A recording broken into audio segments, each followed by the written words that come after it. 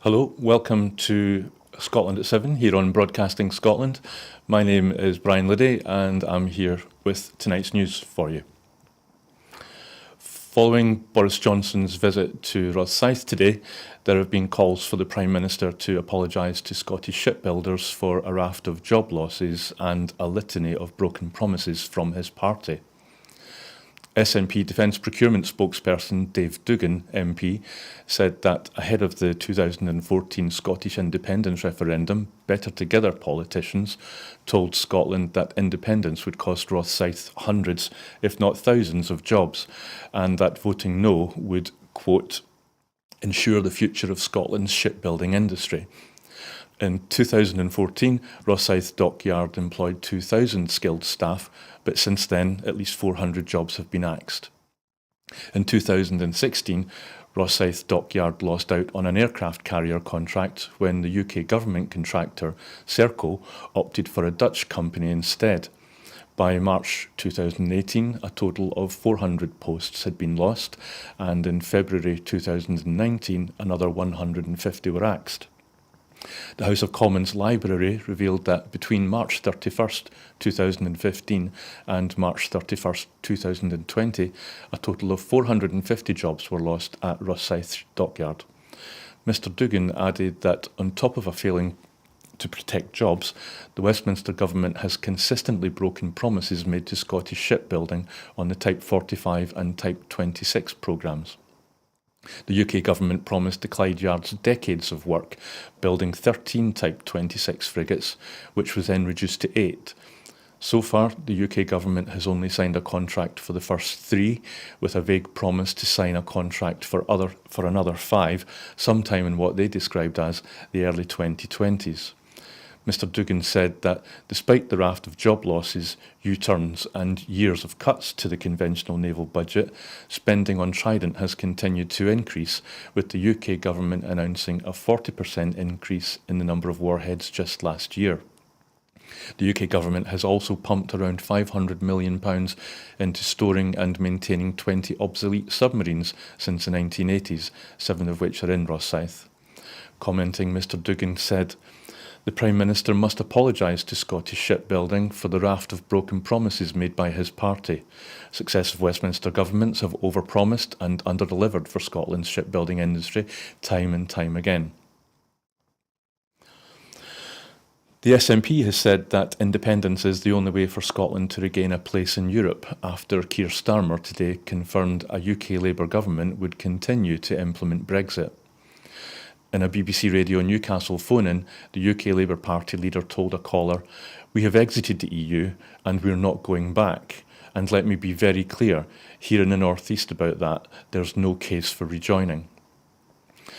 The confirmation that the UK will not rejoin the EU under any Westminster government, either Tory or Labour, comes after ONS trade figures revealed UK exports to the EU fell by £20 billion in 2021 compared to 2018. Polls consistently show the overwhelming majority of Scots think Brexit has gone badly. A YouGov poll earlier this month found 75% of Scots think the UK has benefited from Brexit. A YouGov poll earlier this month found 75% of Scots think the UK has not benefited from Brexit, is what I should have said. Commenting, the SNP leader in Westminster, Ian Blackford MP, said, "Brexit was imposed against Scotland's will and it has cost us billions of pounds in long-term damage, hammering our economy, compounding the Tory cost of living crisis and stripping away people's rights in a shoddy attempt to win back votes in England. Starmer's Labour Party has completely abandoned Scotland." He went on to say, "The confirmation that Labour has joined the Tories on Brexit makes it all the more essential that people in Scotland have the choice to determine our own future in an independence referendum, so we can build a fairer, greener and European future as an independent country." A partnership agreement to establish 2 green free ports in Scotland has been reached between Scottish and UK ministers. Following robust discussions in recent months, both governments have agreed to establish a joint application prospectus with ministers and officials from both the Scottish and UK government, having an equal say throughout the assessment and selection process. and also that applicants in Scotland are required to contribute towards a just transition to net zero emissions by 2045, delivering net zero benefits and creating new green jobs. And also that applicants in Scotland are required to set out how they will support high quality employment opportunities that offer good salaries and conditions, and how fair work practices will be embedded in the Green Freeport area. Ministers have agreed that a joint offer set out in a prospectus offers the maximum benefits for the Scottish economy, as both governments will be able to deliver tax reliefs and other incentives through a combination of devolved and reserved powers. As a result of the recent negotiations, UK ministers are expected to provide up to £52 million in seed funding to help establish green freeports in Scotland, which is in line with the funding offered to freeports across England. The term green freeports reflects the Scottish Government's distinctive net zero aspirations. The UK Government will continue to use the term freeports for its programme in the rest of the UK. The Green Freeport model in Scotland adapts the UK Government's Freeport model to fit the distinct needs and interests of the Scottish economy. This will help deliver a net zero economy and a fair work first approach while supporting innovation, trade and inclusive growth. Economy Secretary Kate Forbes said, "I am pleased we have been able to reach an agreement on a joint approach that recognises the distinct needs of Scotland's economy and enshrines the Scottish Government's commitment to achieving net zero and embeds fair work practices throughout the public investment." She went on to say, "The Scottish Government will have an equal say on all bids and will expect bidders to adhere to fair work practices, including payment of the real living wage." The Scottish Greens are opposed to freeports in Scotland, and spokesperson Ross Greer called them greenwash, adding, "There's nothing genuinely green about them." There have been calls for the Prime Minister to end uncertainty and guarantee continued funding for free COVID testing for the devolved governments.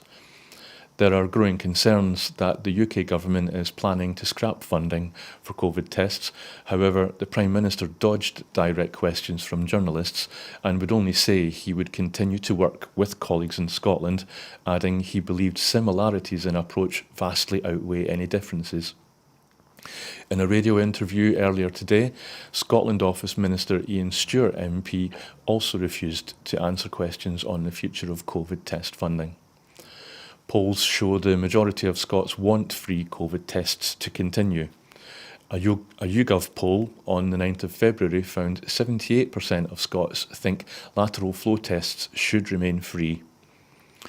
Commenting, SNP Westminster Health spokesperson Martin Day MP said, "The Government must confirm that it will continue to fund COVID-19 testing for devolved nations after the confusion caused by Boris Johnson and his Tory ministers." He went on to say, "Any changes to COVID testing must be guided by expert public health advice through the chief medical officers. It would be typically reckless for the Westminster Government to simply impose changes in a bid to appease Tory backbenchers and save the Prime Minister's skin." Mr Day continued, "Scotland's more safe and cautious approach to the pandemic has seen better outcomes. We must continue to be guided by the scientific evidence and not by Downing Street's concerns over the number of letters of no confidence in Boris Johnson from Tory MPs." The Post Office Horizon IT inquiry has opened its human impact hearings in London today.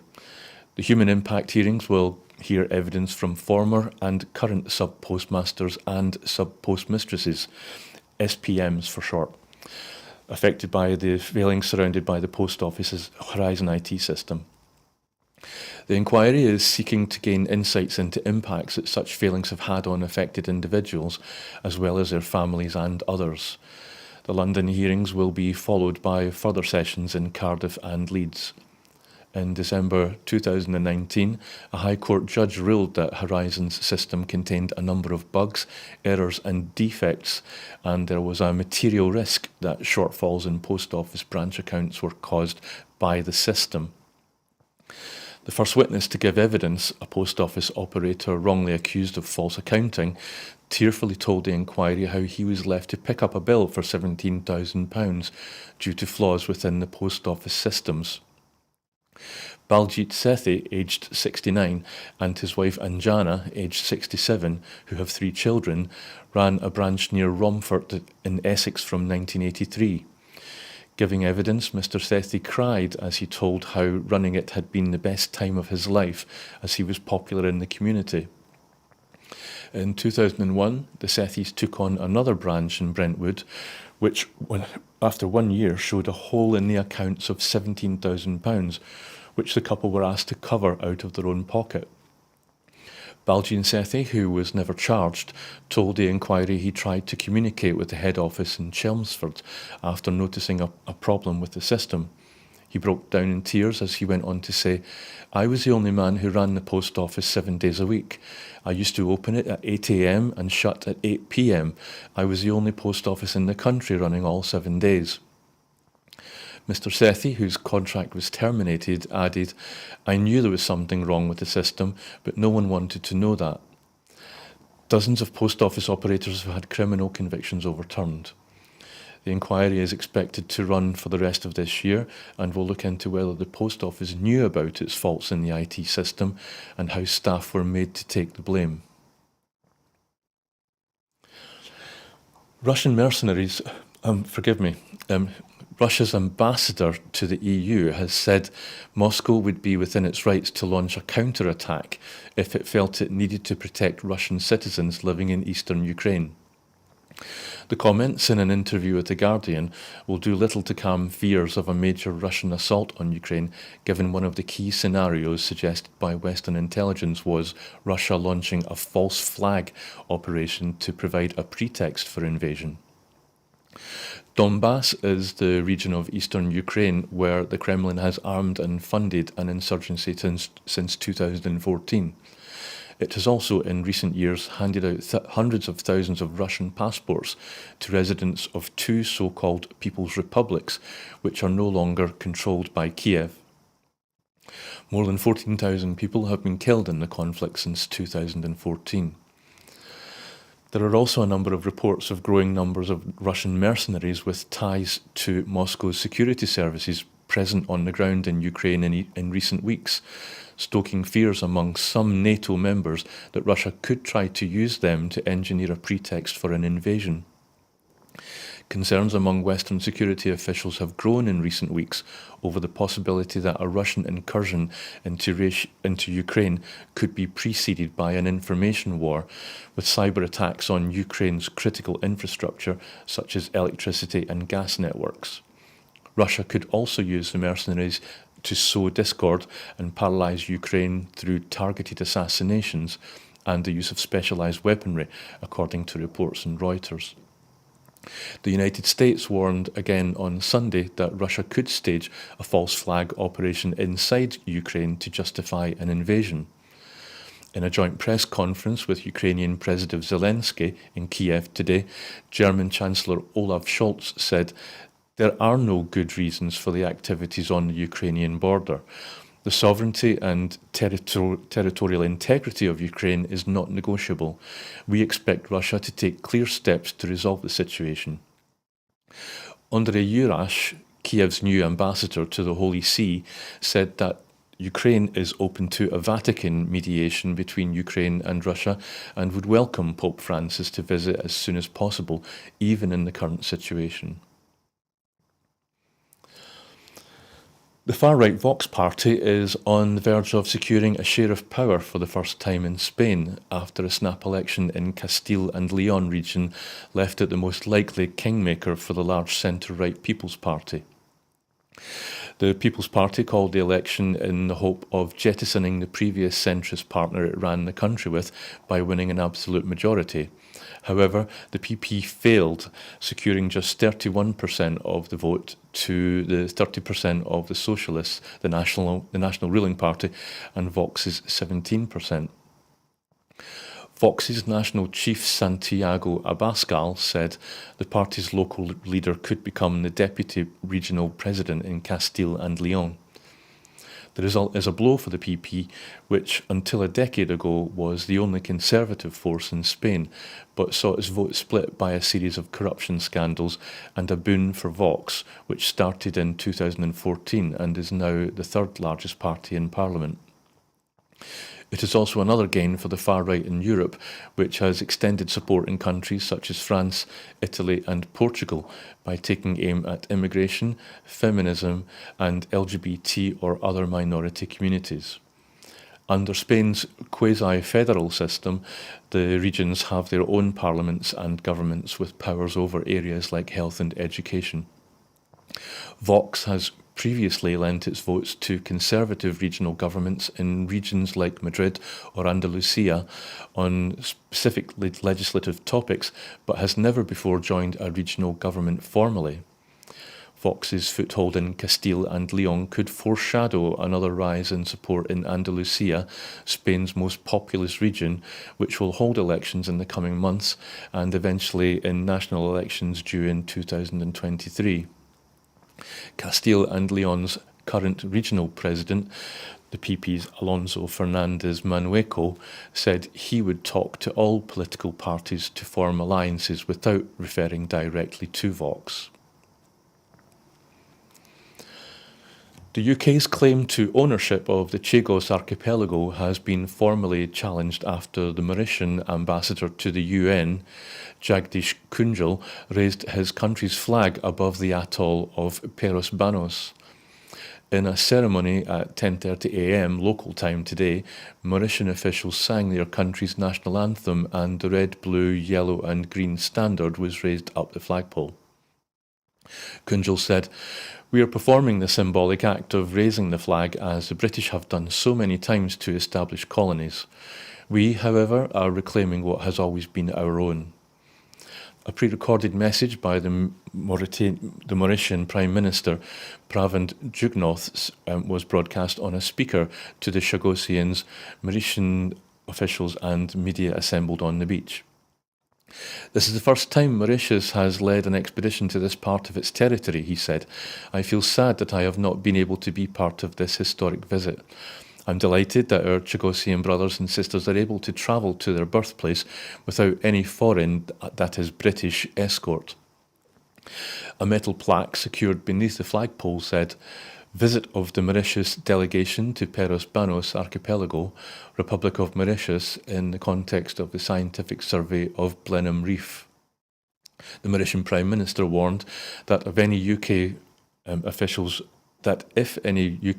officials remove the Mauritian flag, that would amount to a provocation on their part. He said the UK is not abiding by judgments in international law. The Mauritian government is making clear that the time has come for its legal victories in international courts and the UN to be translated into facts on the ground. Eligible parents are being urged to apply for Scottish Child Payment on the first anniversary of its rollout. The payment of £10 per week, unique to Scotland, began in February 2021 as a direct measure to tackle poverty. It provides regular additional financial support to parents and carers to help with the costs of caring for a child. Since its launch, the families of around 106,000 children have benefited from £520 a year, and the payment will double to £20 per week from April. By the end of this year, subject to data being made available by the DWP, the payment will extend to include all eligible children under the age of 16. In 2019-20, the Scottish Government invested nearly £2 billion in support for low-income households, including over £672 million targeted specifically at children. Shona Robeson, Cabinet Minister for Social Justice, Housing and Local Government, said, "The Scottish Government is determined to deliver on our ambition to eradicate child poverty in Scotland, so this year we will be even bolder with the ambitious and transformational measures we will take. From April, our Scottish Child Payment will double to £20 a week, 4 times the amount anti-poverty campaigners originally asked for.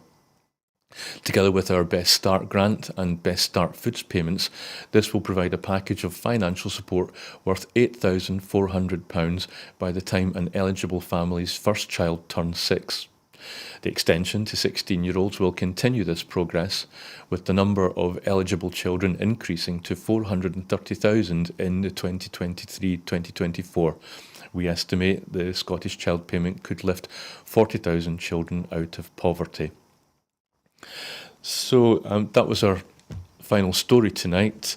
I would just like to end the show by saying that if you have been celebrating Valentine's Day today, then we hope you've had a happy one. But we've just wanted to think that maybe if you wanted to really celebrate St. Valentine's Day, you might want to take a trip down to the Blessed John Dunn's Scottish Parish Church in Ballater Street in the Gorbals, because they actually they hold what are believed to be the bones of St. Valentine. So surely there can be no better way to celebrate St. Valentine's Day than to go and give him a visit in the Gorbals. So that only leaves me to say that it goes without saying that we end every show by saying that if you like what we do, then please think about donating or joining our fundraiser. You'll see the address on the screen there below me. Please support Broadcasting Scotland at www.broadcastingscotland.scot/donate. We're still facing some extremely high bills that we have to pay in the coming weeks. So if you really can stretch to support us, then we would really appreciate it.